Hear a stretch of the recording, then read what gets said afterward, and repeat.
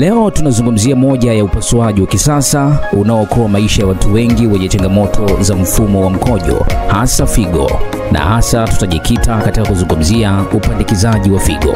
Ikiwa wewe au ndugu yako mnapambana na ugonjwa sugu wa figo au mnaendelea na dialysis, ujumbe huu ni mahususi kwenu na pia watazamaji na wasikilizaji wanaofuatilia makala yetu popote pale ulipo. Upandikizaji wa figo ni upasuaji ambapo figo yenye afya kutoka kwa mfadhili inapandikizwa kwa mgonjwa ambaye figo zake zimeacha kufanya kazi ipasavyo. Figo hiyo mpya inachukua jukumu la kuchuja damu na kutoa taka mwilini, hivyo kumwezesha mgonjwa kuishi bila kutegemea dialysis. Inapendekezwa upandikizaji wa figo kwa wagonjwa wenye ugonjwa wa figo wa hatua ya mwisho, kwa maana ya end stage kidney disease, ambapo figo haziwezi tena kufanya kazi hata kwa dawa. Sababu kuu ni pamoja na kisukari cha muda mrefu, shinikizo la damu, magonjwa kurithi kama polycystic kidney disease, magonjwa kinga mwilini. Wengi wa wagonjwa hawa wanategemea dialysis kwa muda mrefu, lakini upandikizaji huwapa uhuru tumaini ya kuishi muda mrefu na maisha mapya. Figo inaweza kupatikana kwa mfadhili aliye hai, inawezekana ni ndugu au rafiki, au kutoka kwa mfadhili aliyefariki dunia. Hii ni baada ya kufuata taratibu maalum ya kumpata huyu mfadhili au mchangiaji. Kabla ya upasuaji tunafanya vipimo vya ulinganifu kuhakikisha figo inafanya kazi vizuri kwa mpokeaji. Upasuaji huu huchukua takribani masaa 3 hadi 4 na mgonjwa hubaki hospitalini kwa siku 7 hadi 10 kwa uangalizi maalum kwa wataalamu wa figo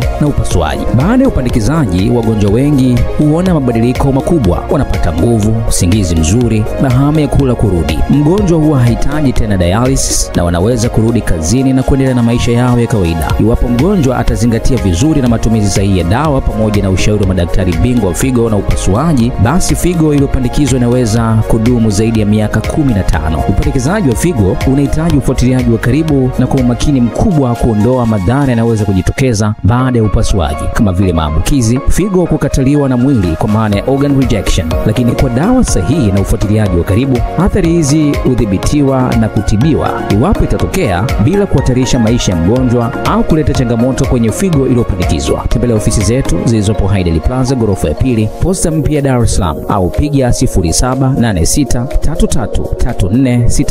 0763363464.